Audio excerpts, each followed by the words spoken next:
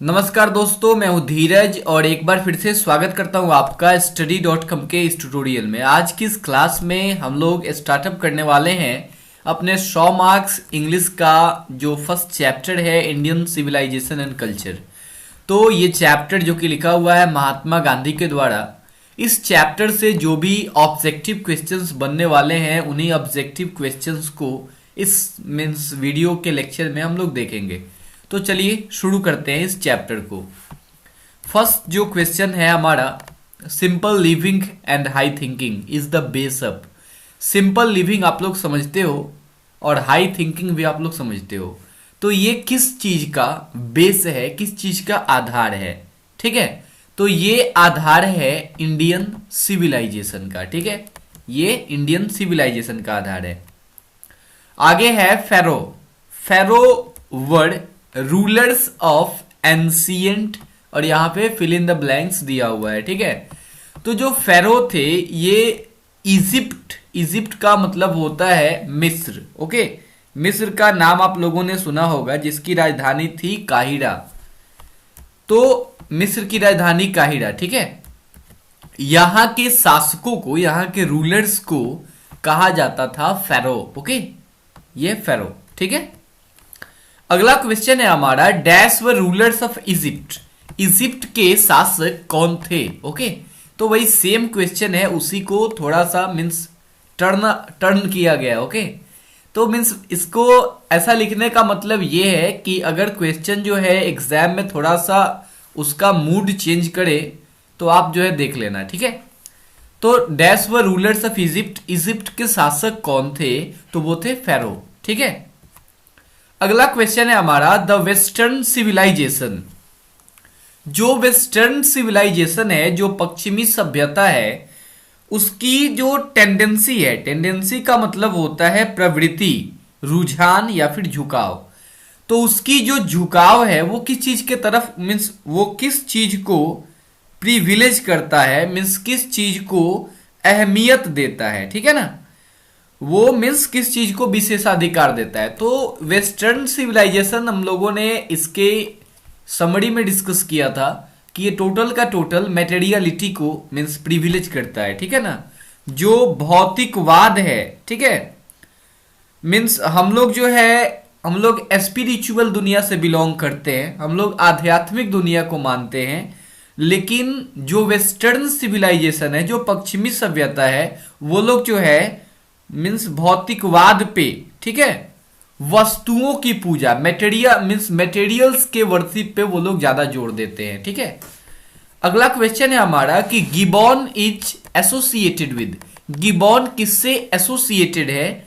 तो देखो, गिबॉन जो होता है ना, या गिबन, जो कुछ भी है, तो ये गिबॉन या फिर गिबन, ये लंबे हाथों वाले जो लंगूर होते हैं उनको बोला जाता है। और ये जो एसोसिएटेड है, ये जुड़े हुए हैं किससे? ग्रीस से। ग्रीक जो है, ग्रीस एक देश है और वहीं की भाषा है ग्रीक। ठीक है, ग्रीस जो है एक क्या है, एक देश है यूनान, और वहीं की भाषा है ग्रीक।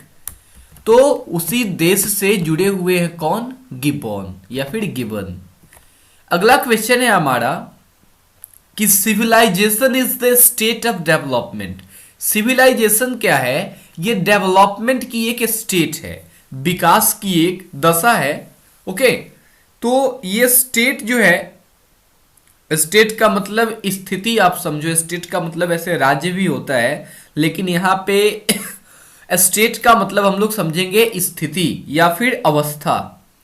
तो सिविलाइजेशन, ये जो डेवलपमेंट की स्टेट है, ये किसके डेवलपमेंट की स्टेट है? तो ये पीपल्स के डेवलपमेंट की स्टेट है। ओके ना, ये एनिमल, बर्ड या नॉन लिविंग थिंग्स के डेवलपमेंट की स्टेट नहीं है, ये पीपल्स के डेवलपमेंट की स्टेट है। ओके, अगला क्वेश्चन है हमारा, our forefathers did not invent machinery. हमारे जो पूर्वज थे, हमारे जो फोर फादर्स थे, फोर फादर्स का मतलब एंसेस्टर्स होता है, पूर्वज। ठीक है, तो जो हमारे फोर फादर थे वो डिड नॉट इन्वेंट मशीनरी, उन्होंने मशीनरी को इन्वेंट नहीं किया। क्या रीजन था? बिकॉज क्योंकि वो लोग जानते थे this would have made us lazy, ये लोग हमको क्या बनाएंगे, ये लोग हमको लेजी बनाएंगे, ठीक है ना। इसलिए हमारे फोर फादर्स ने मशीनरी इन्वेंट नहीं की। अगला क्वेश्चन है कि इंडिया की जो ग्लोरी है, Indian glory is date, India की जो ग्लोरी है वो क्या है कि ये इमूवेबल है, ठीक है ना। ग्लोरी का मतलब आप लोग समझते हो गौरव, महिमा, ठीक है।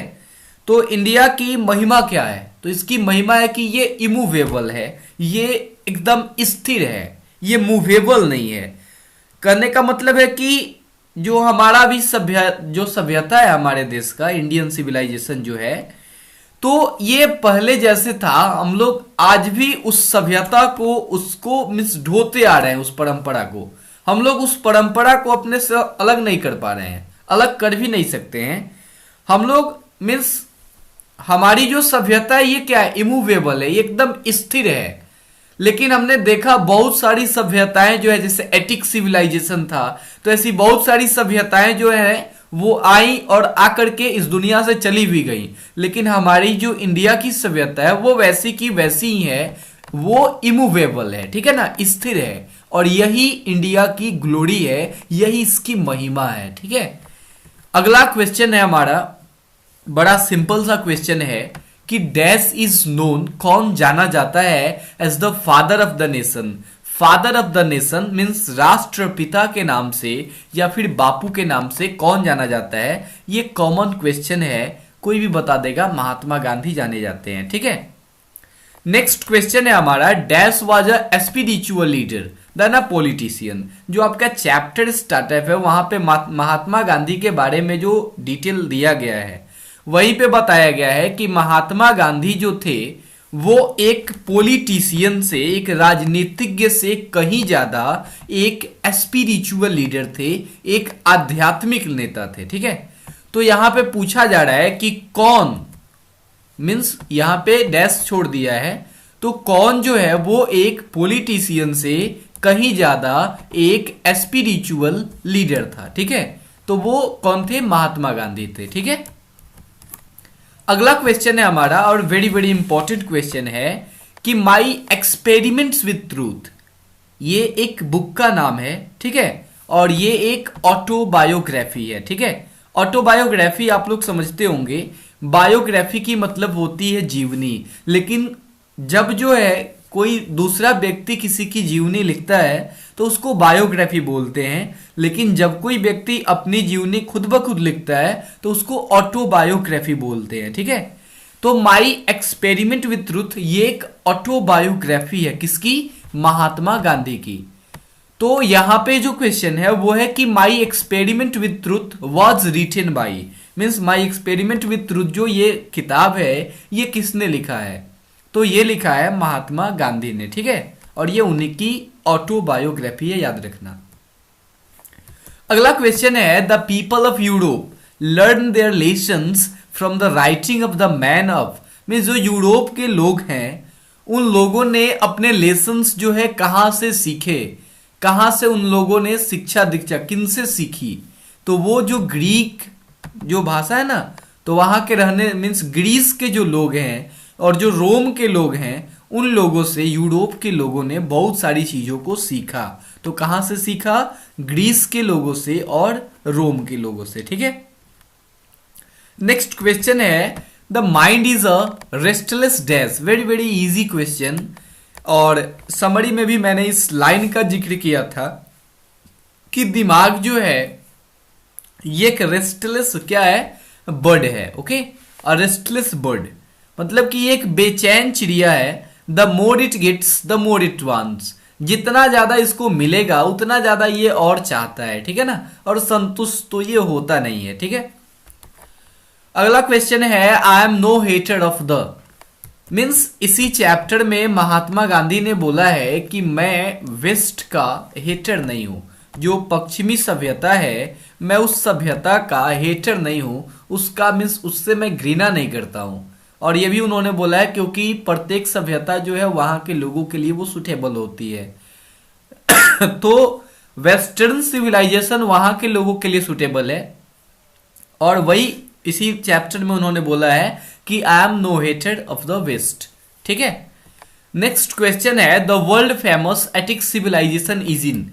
दुनिया का एक फेमस सिविलाइजेशन था एटिक सिविलाइजेशन। तो ये एटिक सिविलाइजेशन जो है ये किस देश की सभ्यता थी? तो आंसर आपके सामने है, ये ग्रीस की मीन्स यूनान की सभ्यता थी। ठीक है, अगला है Gandhi ji dominated Indian politics during, means Gandhi ji ने इंडियन पॉलिटिक्स को डोमिनेट कब से कब तक किया? तो वो किया उन्होंने 1915 से लेके 1948 तक, क्योंकि 1948 में तो उनकी मृत्यु हो गई थी। और ये 1869 टू 1948 कोई हो सकता है कंफ्यूजन में मार दे, लेकिन ये होगा नहीं, क्योंकि कोई जन्म लेते लेते पॉलिटिक्स थोड़े करने लगेगा। तो 1869 में तो उनका जन्म हुआ था, तो ये आंसर तो हो ही नहीं सकता। ठीक है, तो इसके साथ आप लोग कभी कंफ्यूज मत होना। तो इसका आंसर क्या होगा? 1915 टू 1948। ओके, नेक्स्ट है अगला हमारा एक फिर means plane living and high thinking. ये किसका मोटो है? ओके, मोटो का मतलब होता है आदर्श वाक्य। ठीक है, जैसे कि मेरा जो कोचिंग है study.com, उसका मोटो है practice makes a man perfect. अगर आप प्रैक्टिस करोगे तो फिर आप परफेक्ट हो जाओगे। तो उसी तरीके से ये भी एक मोटो है plain living and high thinking.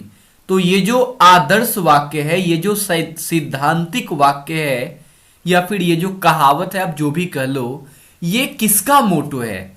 तो ये मोटो है वेस्टर्न फिलोसफर का। एक वेस्टर्न फिलोसफर थे, दार्शनिक थे, तो उनका ही ये मोटो है plain living and high thinking. Okay, अगला क्वेश्चन है the values of dash are glittering even today. किस चीज की वैल्यू जो है वो डे बाय डे मीन्स पर डे ग्लिटर कर रही है और ज्यादा मीन्स उज्ज्वलित हो रही है, प्रज्वलित हो रही है? तो वो है इंडियन सिविलाइजेशन। ठीक है ना, इंडियन सिविलाइजेशन की जो वैल्यू है वो पर डे ग्लिटर कर रही है। ठीक है, नेक्स्ट है कि सैक्रिफाइस जो है, अब सैक्रिफाइस का मतलब तो ऐसे बलिदान होता है, बलि होती है, लेकिन इसका यहाँ पे मतलब हम लोग लेंगे यज्ञ से। तो जो सैक्रिफाइस है ये जो हमारे ऋषि लोग थे, ठीक है, हमारे जो ऋषि लोग थे उनका सोल एम था, एकमात्र लक्ष्य था। ठीक है ना, तो ये पूछा गया है कि सैक्रिफाइस किसका सोल एम था? तो वो हमारे ऋषि लोगों का एकमात्र लक्ष्य था। ठीक है, अगला क्वेश्चन है dash viewed large cities, dash viewed large cities as snares and useless encumbrances. किसने मीन्स जो बड़े बड़े शहर हैं उनको एक स्नेयर के रूप में देखा था, उनको एक जाल के रूप में देखा था। तो मीन्स बताया था, हमारे ये किसने बताया था? हमारे पूर्वजों ने बताया था कि जो बड़े बड़े शहरें हैं वो क्या है, वो एक स्नेयर की तरीके से हैं और वो वहां पे लोग वहां पे लूटे जाते हैं, है ना। वहां पे जो डॉक्टर्स होते हैं, जो लयर्स होते हैं, ये लोगों को लूटते हैं। तो उन्होंने ही बड़े बड़े शहरों को जाल बताया था। ठीक है, तो वो कौन थे? हमारे ancestors, our ancestors. Okay, next question है dash were satisfied with small villages. कौन थे जो छोटे गांवों से संतुष्ट थे? ओके, तो वो थे हमारे एंसेस्टर्स, हमारे जो पूर्वज थे वो स्मॉल विलेजेस से संतुष्ट थे। ओके, नेक्स्ट है the invention of dash proved a milestone in our development. हमारी जो विकास हुई, हमारा जो डेवलपमेंट हुआ, उसमें एक मील का पत्थर माइलस्टोन कौन साबित हुआ? कौन जो है एक जिसने एक अहम भूमिका निभाई हमारे डेवलपमेंट में? तो वो चीज थी फायर। जी हाँ, फायर का जो विकास हुआ, आग का, उसने हमारे डेवलपमेंट में एक मील का पत्थर वो साबित हुआ, उसने एक बहुत ही अहम भूमिका निभाई। ठीक है, नेक्स्ट है इंडियन सिविलाइजेशन एलिवेट्स द। जो हमारा भारतीय सभ्यता है वो किस चीज को एलिवेट करता है, किस चीज को मीन्स ऊपर उठाता है? ठीक है ना, एलिवेट करता है। एलिवेट का मतलब ही होता है ऐसे ऊपर उठाना, लेकिन इसका एक और मतलब होता है किस चीज को विशेष दर्जा देता है। ठीक है, तो जो हमारे मोरल बिंग्स हैं, मीन्स जो नैतिक कर्तव्य हैं, जो नैतिक बातें हैं, उन चीजों को हमारा इंडियन सिविलाइजेशन जो है एलिवेट करता है। ठीक है, नेक्स्ट क्वेश्चन है the domestication, the domestication of dash started under influence of religion. देखो जब रिलीजन जो है ना उनका जब इन्फ्लुएंस हुआ, ठीक है, वो मीन्स जो धर्म है वो जब उनका इन्फ्लुएंस हुआ, जब उनके प्रभाव बढ़े, तो उस समय डोमेस्टिकेशन हुआ। उस समय लोगों ने, डोमेस्टिकेट का मतलब होता है पालतू बनाना, ठीक है।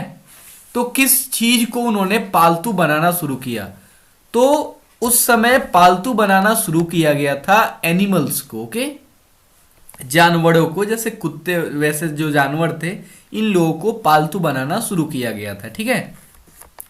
नेक्स्ट है dash led nomadic life, means कौन जो है एक नोमैडिक लाइफ जीता है। नोमैडिक का मतलब होता है जो खाना बदोश होते हैं या जो घुमंतु होते हैं ना, घुमंतु भोटिया।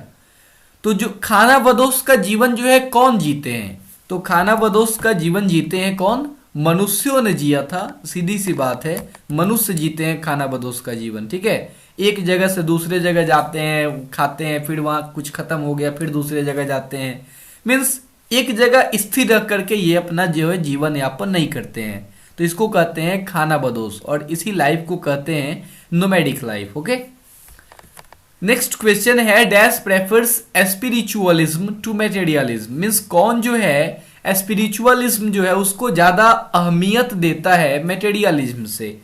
तो हमारे जो महात्मा गांधी जी हैं वो मटेरियलिज्म में, मीन्स मटेरियलिज्म को वो सपोर्ट नहीं करते हैं, और वो जो है स्पिरिचुअलिज्म जो हमारा है, जो हमारा अध्यात्मवाद है, ठीक है ना, तो वो अध्यात्मवाद को क्या करते हैं, बढ़ावा देते हैं, और वो भौतिकवाद को, जो मटेरियलिज्म है, उसको सपोर्ट नहीं करते हैं, ठीक है।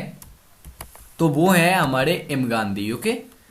नेक्स्ट क्वेश्चन है हमारा modern civilization is mainly the worship of, जो हमारा मॉडर्न सिविलाइजेशन है, जो हमारी आज की सभ्यता है, अगर ये देखे तो बाकी ये कुछ नहीं है, मेनली ये जो है वर्शिप ऑफ मटेरियल है, ये वस्तुओं की एक तरीके से पूजा है। आप देख लो चारों तरफ वस्तुएं बड़ी पड़ी हैं, तो हमारा जो मॉडर्न सिविलाइजेशन है ये क्या है, मटेरियल ऑफ, या वर्शिप ऑफ क्या है, मटेरियल है, ओके।